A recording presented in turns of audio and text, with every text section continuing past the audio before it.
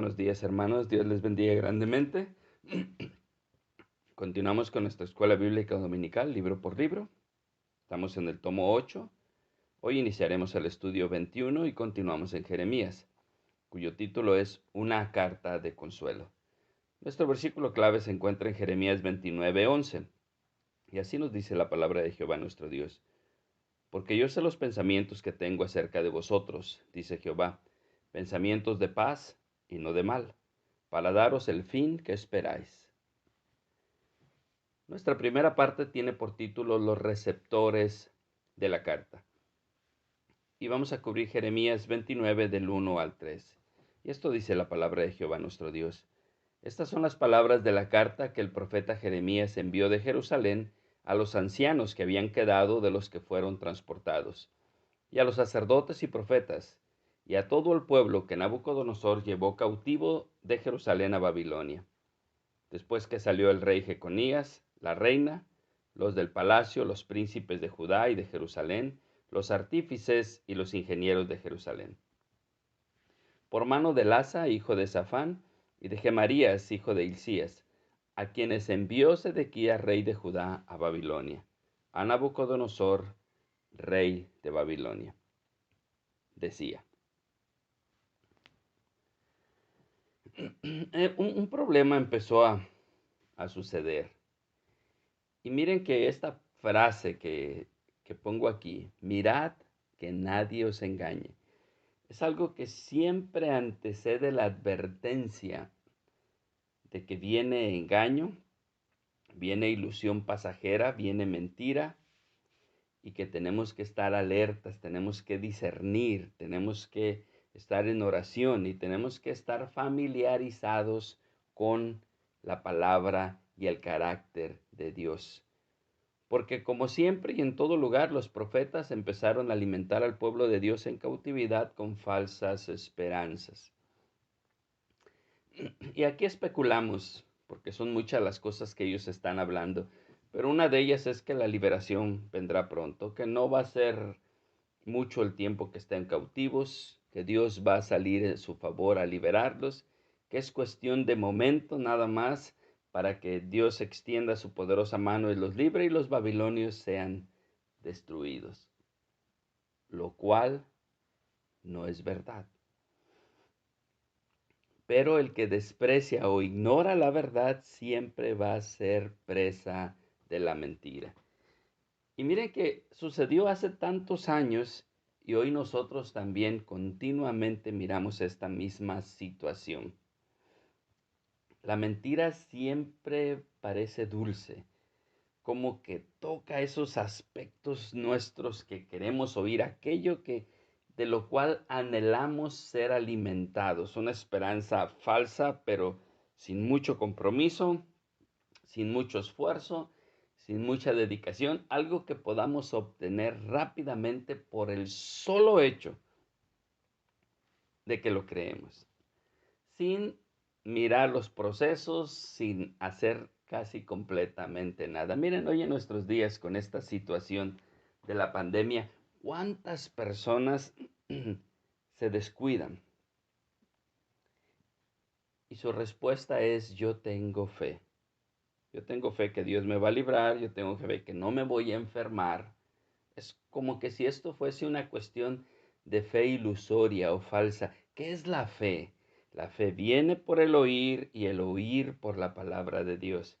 De manera que cuando nosotros decimos que tenemos fe es porque hemos indagado en la verdad, sobre todo la verdad de Dios, porque el hombre tiene mucha tendencia a mentir. Indagamos en la verdad de Dios y es en base a ello, a lo que la palabra de Dios dice, que nosotros tomamos nuestras precauciones, nos informamos y obramos.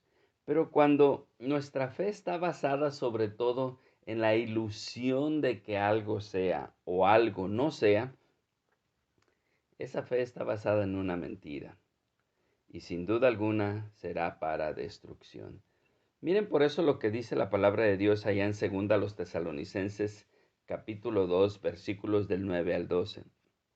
Está hablando del anticristo y dice, inicuo cuyo advenimiento es por obra de Satanás, con gran poder y señales y prodigios mentirosos, y con todo engaño de iniquidad para los que se pierden, por cuanto no recibieron el amor de la verdad para ser salvos. Por esto Dios les envía un poder engañoso para que crean la mentira, a fin de que sean condenados todos los que no creyeron a la verdad, sino que se complacieron en la injusticia. En esos momentos Judá necesitaba una esperanza, pero una esperanza real. Necesitaba fe, pero fe en la palabra de Dios. Sin embargo, saltaron falsos profetas rápidamente y les dieron aquella esperanza que querían oír sin importar la verdad que estaban viviendo. Pronto seremos liberados. No se preocupen, no vayan a querer cultivar, no vayan a querer tener hijos, no vayan a querer hacer nada. La liberación está a la mano y viene ya. Y lógicamente que no quieren sufrir el ser oprimidos por el imperio babilonio, no quieren pasar por las dificultades de la cautividad, sino que su deseo es pronto ser liberados. Aquella palabra suena bien, la está diciendo un profeta, aparte que es lo que quieren oír y están siendo engañados. Esta carta es precisamente para eso, la carta que está enviando profeta Jeremías. Es para que abran sus ojos y vean la verdad. Hermanos, estamos en la mismísima situación. El pueblo de Dios no quiere ser perseguido, no quiere ser probado, no quiere pasar por tribulación alguna, no quiere pasar por dificultad alguna. Es hijo del rey, es pueblo de Dios, es linaje de profetas, de sacerdotes y de todas estas cosas. Por lo tanto, ningún mal tendrá, ningún problema tendrá, nada le va a suceder. Esto es lo que el pueblo quiere continuamente oír. Y me refiero al pueblo de Dios hoy. Pero si se le habla de que le viene persecución, le viene tribulación, le viene dificultad, que incluso los de su propia casa serán sus enemigos, que muchos intentarán matarlos creyendo que hacen un servicio a Dios, esas cosas no las quieren oír, no las quieren escuchar. Quieren escuchar que no va a haber ningún problema para ellos, ninguna dificultad para ellos y que pronto, pronto será su liberación. Y por eso las cartas del apóstol Pablo, el apóstol Pedro, los evangelios, las últimas advertencias del Señor Jesucristo, cuando inicia justamente con las palabras, mirad que nadie os engañe. Asemejo a la situación con Jeremías, porque son cartas que nos dicen la verdad, son libros que nos están diciendo lo que va a suceder a fin de que nos preparemos, pero al igual que el pueblo cautivo, hoy en día muchos no escucharán, porque no quieren escuchar la verdad. Y por eso Dios les envía un poder engañoso, para que crean la mentira, porque aunque la verdad está ahí plasmada en la Biblia, en la palabra de Dios, no la quieren escuchar, no la quieren entender, porque ya se empeñaron en creer una mentira. Es una situación peligrosa. Sin duda alguna es algo difícil. Tenemos la experiencia que ya le sucedió a Judá, ya le sucedió a Benjamín. Todavía no se recuperan las 10 tribus del norte que siguen dispersas en el mundo y sin duda alguna a lo mejor ya están regresando poco a poco. Así lo creemos. Pero vemos las consecuencias de creer en una mentira y sin embargo el pueblo sigue sin escudriñar la verdad y siempre aceptando la ilusión pasajera de la mentira. Y alguien con justa razón me dirá, bueno, ¿cuál es la verdad? La verdad es que cuando una herida ya se hizo llaga y es grande, antes de que realmente se sane, hay que remover todo el tejido muerto alrededor de la herida. Y la herida va a quedar a carne viva, con nervios expuestos, y va a ser doloroso el proceso. El pecado de Judá había sido muy grande y iba a tomar tiempo su restauración. No porque Dios no pudiera sanarlo de manera instantánea, pero había que aprender y había que dejar testimonio a las siguientes generaciones. Con nosotros es igual. La iglesia ha decaído a un estado sumamente impresionante. Se le ha abierto las puertas al mundo para que entre y le diga a la iglesia cómo hacer las cosas, a qué personas aceptar, qué es lo correcto políticamente. Tantos problemas que han entrado en la iglesia y es tan grande la llaga que va a tomar un proceso largo y difícil para que sea sanada. Pero ¿quién quiere oír eso? ¿Quién quiere oír que Dios aborrece el pecado, pero que también al que lo comete, porque eso es justicia? Nadie quiere oír eso.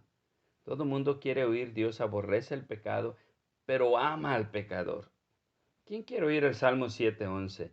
Dios es juez justo y Dios está airado contra el impío todos los días. Nadie lo quiere oír, porque nadie quiere ofender a nadie. Y nadie quiere crear una idea de un Dios airado, de un Dios justo, de un Dios perfecto. Todos quieren remover esa idea de la mente de los demás. Los falsos profetas lo quieren hacer. Y quieren que la gente tenga una idea propia de un Dios que ama al pecador. Y yo siempre he comparado la situación así, miren. Un individuo va a robar una casa, lleva su arma, prende el radio y escucha que le dicen, Dios te ama. Dios aborrece el pecado, pero Dios ama al pecador y Dios te ama. ¿Y saben aquel ladrón que dice, bueno, pues si Dios me ama, que me proteja, que me cuide, que no vaya a haber perro, que no estén los dueños o que estén dormidos o que nadie se mueva ni salga, no sea que tenga que disparar a alguno? Pero si el mismo individuo va escuchando su radio y le dicen cuánto Dios lo aborrece porque Dios está airado contra el impío todos los días y que si no se arrepiente tendrá que pararse delante del Dios justo y recibir la justa condenación que merece por sus pecados. Sin duda alguna, su pensamiento de que, bueno, Dios, si me amas, protégeme, cuídame porque voy a ir a hacer algo que justamente tú aborreces, no va a suceder. Será expuesto ante un Dios justo que lo aborrece y aborrece sus actos. Pero repito, ¿quién quiere oír eso? Ahora, ¿quién quiere oír que si bien es cierto que Dios perdona, siempre perdona al que se arrepiente de haber ofendido a Dios? Aquel que se arrepiente de haber ido en contra de Dios. No estoy hablando del que se arrepiente porque lo descubrieron, del que se arrepiente porque le fue mal, del que se arrepiente porque ahora ya tuvo consecuencias de sus actos. Ese arrepentimiento es natural y no es para salvación. Pero aquel arrepentimiento que es por haber ofendido a Dios, por haber infringido sus mandamientos, por haber puesto en vituperio el nombre de Cristo, es el arrepentimiento que Dios perdona. Porque así como Dios es justo, también es misericordioso. ¿Y quién quiere oír Números 14:18 completo? Y digo completo porque siempre alguien querrá oír esto. Jehová tardo para la ira y grande en misericordia, que perdona la iniquidad y la rebelión. Pero hasta ahí. Pero ¿quién quiere oír, aunque de ningún modo tendrá por inocente al culpable, que visita la maldad de los padres sobre los hijos hasta los terceros y hasta los cuartos? ¿Quién quiere oír toda la verdad?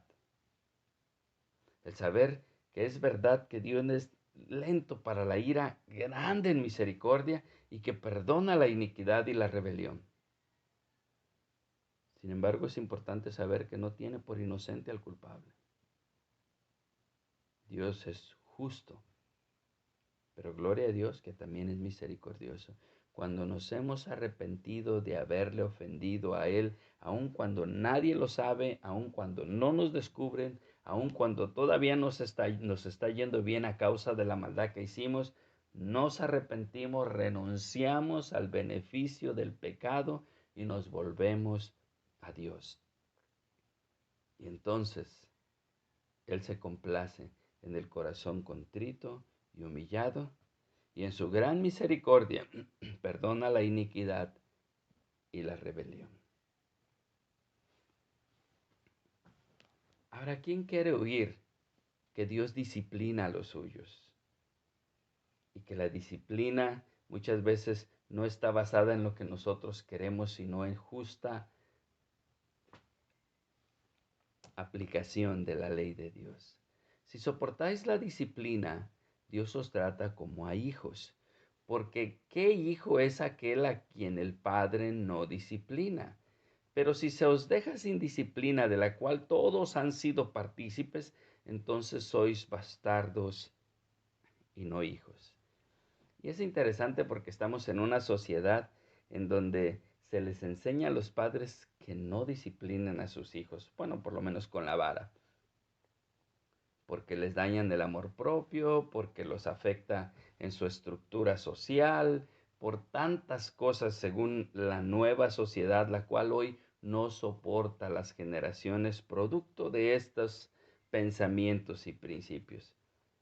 Hoy tenemos generaciones que no respetan a los padres. Eso no le sería problema a las instituciones y gobiernos, pero el detalle es que no respetan a los padres, no respetan a los maestros, no respetan a los policías, no respetan a las autoridades y no respetan a nadie.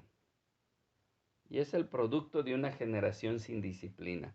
Pero Dios, a los que toma por hijos, disciplina. ¿Pero a quién le gusta eso?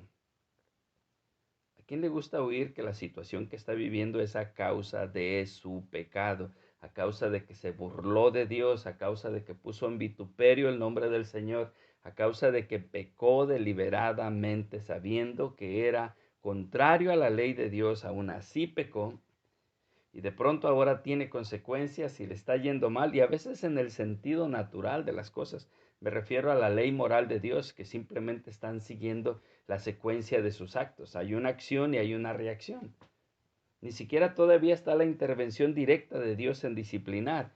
Y ya aquel individuo ya está desesperado, ya está enojado, ya está reclamando, ya se está quejando porque le va muy mal, porque la vida no le sonríe. Y repito, muchas veces ni siquiera es la disciplina de Dios, es simplemente la secuencia y consecuencia de sus actos. Por eso nadie quiere oír esto. Judá no quería oír la verdad. Lo que hizo no fue cosa graciosa. Adoró a Baal, adoró a Astarot, adoró cuanto ídolo cananeo se encontró.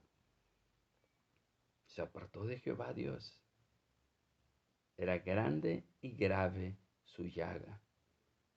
Y aunque Dios podía curarle en un instante, como buen padre, lo disciplinaría el tiempo perfecto.